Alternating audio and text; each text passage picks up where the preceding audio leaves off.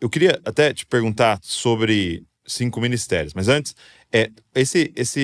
isso que você disse sobre as regiões e tal, é o que a gente vê acontecendo ali com o Gadareno, né? Porque há um clamor daqueles demônios, não nos mande para fora dessa região, né? Isso. Como se aquela fosse a região deles.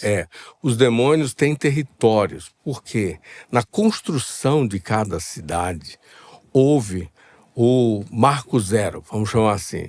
Então, a partir do marco zero, que é um lugar físico em cada cidade, teve uma história que aconteceu. Então, quais foram as virtudes e quais foram os pecados desse marco zero? Quais foram as iniquidades? Então, você tem aquilo que deu origem à cidade. Então, às vezes, a matança, derramamento de sangue, né? Às vezes um lugar onde abriu por causa de uma prisão, ou era um altar, né? Um altar de idolatria, ou um outro tipo de altar. Então, é importante saber o que aconteceu ali, porque aquilo ali trouxe um assentamento de governo espiritual. Assim como em Brasília tem o assentamento de governo espiritual do Brasil, cada cidade tem um assentamento de governo espiritual que os moradores deram a forças espirituais, né? Principados e potestades.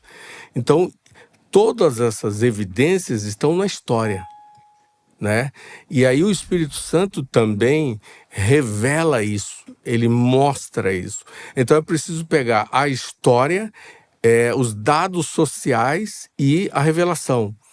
E isso é que a gente ensina no mapeamento. Legal. Tem coisas que estão na história, tem coisas que estão nos dados sociais, na geografia, e existem coisas que o Espírito Santo vai revelar. Então, por exemplo, sempre esse assentamento de governo espiritual, ele está ligado ao território mais antigo. Então, por exemplo, aqui, há um conjunto de municípios, né? Mas qual foi o primeiro? Tá. O mais antigo. Então, o mais antigo até hoje é que define as coisas na região. Então, eu preciso entender de onde o meu município veio, porque eu tenho toda uma cultura que foi translocal, né? Ela não ficou só lá, naquela localidade. Ela foi expandida e hoje ela repercute, reverbera nos outros municípios. E como é que é o nome da plataforma? É brasildejoelhos.org. brasildejoelhos.org. Então, eu vou deixar até o link na descrição para você que sente o Senhor te chamando para isso, que gostaria de entender mais sobre isso, para você clicar e conhecer mais e ser treinado nisso, vai ser muito legal. Como é que foi a compreensão, quando é que veio essa compreensão e esse chamado de Deus de começar a trabalhar então agora com regiões? Né? Porque vocês começaram um trabalho maravilhoso na nação, né? E a gente está colhendo frutos disso, né? Às vezes as pessoas não percebem que o que nós estamos vivendo como Brasil hoje tem muito a ver com esse tempo em que homens e mulheres foram entendendo o que estava acontecendo na nação e intercedendo por isso. Mas como é que foi chegar nesse entendimento? Há principados e potestades agindo em regiões.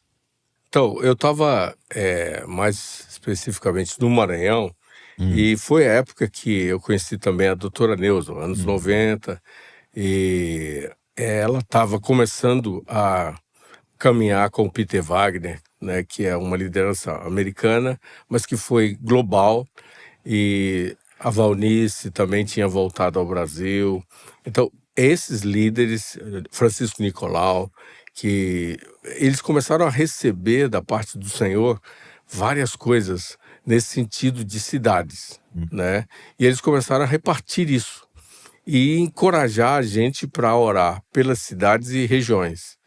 E a partir daí, nós começamos a olhar as cidades de uma outra maneira e já pensando nas cidades, e a oração não só com um fim em si mesmo, mas pensando na colheita.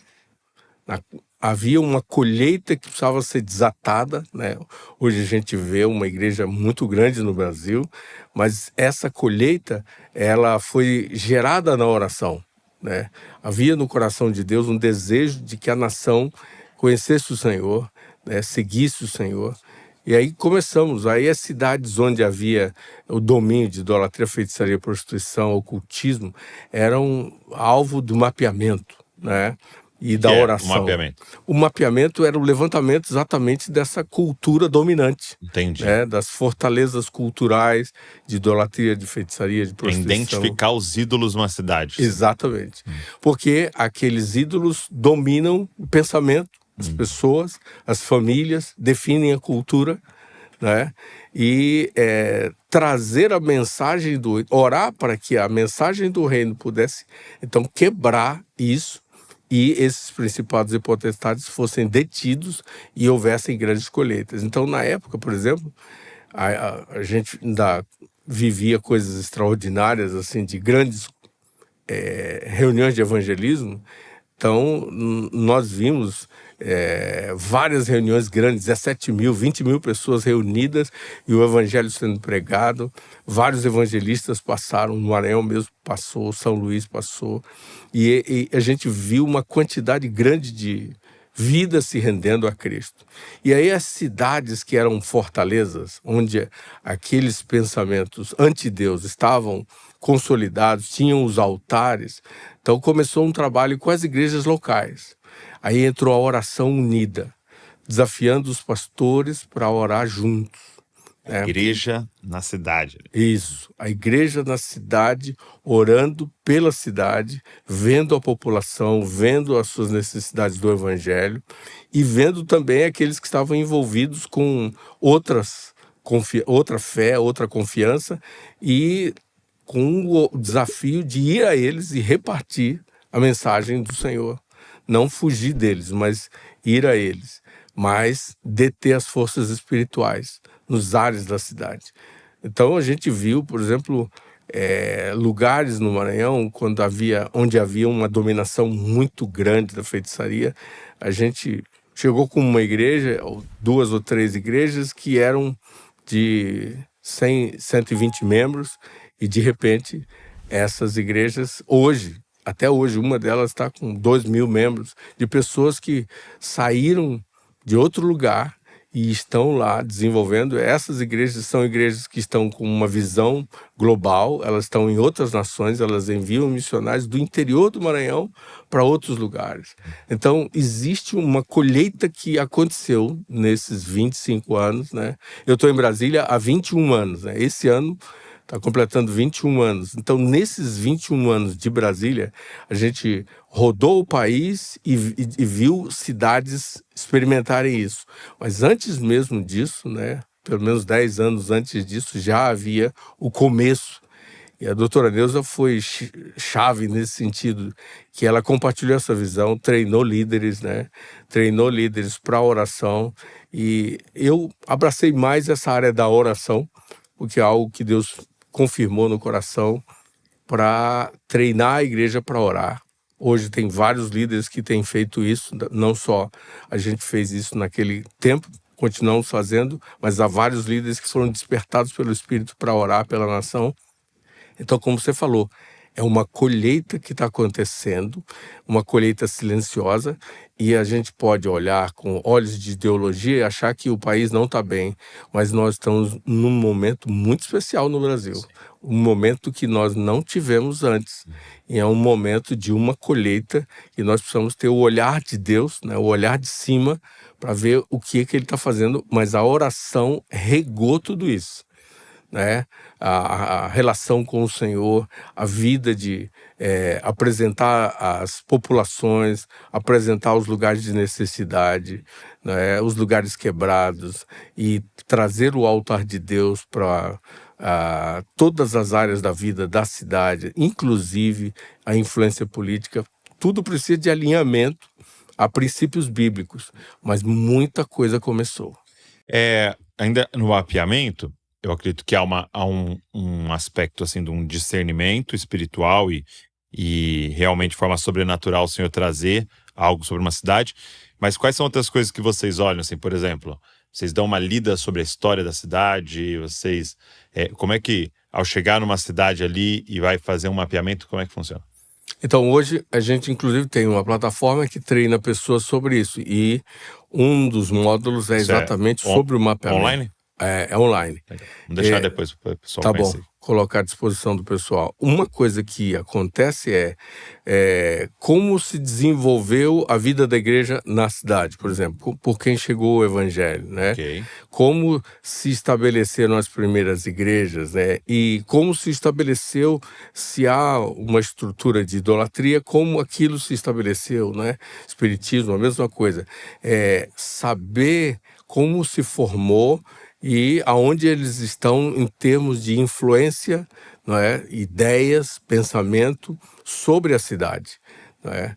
E levar ao arrependimento, né? Daquilo que é identificado pela fé, como a fé cristã, como pecado, levar esse arrependimento diante de Deus e a partir daí começar um processo de trazer a cultura do reino, né? Porque não O adianta discipulado sempre anda junto. sempre andar junto. E é exatamente esse é um ponto fraco hoje, porque rapidamente, quando a pessoa se converte, nós colocamos ela dentro e esquecemos que nós precisamos do discipulado. Aquela pessoa precisa do discipulado. Então, esse desenvolvimento de conhecer Jesus e de abraçar o Senhor Jesus continuamente, de trazer a cultura do reino para a localidade, né? De ter um lugar de pensar como está a situação daquela área, né? De áreas específicas, fazer caminhadas de oração, ouvir a comunidade, ouvir os gritos, né? Hoje, família, né? Famílias quebradas é um grande grito da sociedade, né? Crianças abusadas é um grande grito dos bairros, das vilas. Então, perceber a população e o choro da população, o lamento, a dor, olhar para isso e trazer isso aos pés de Cristo. E ver quem da igreja está preparado para ser resposta. Como montar projetos nesse sentido, encorajar projetos, encorajar uma resposta, e uma resposta que leva à encarnação, que leva a Cristo, né? Gente que vai amar aquela comunidade e vai oferecer o evangelho do reino.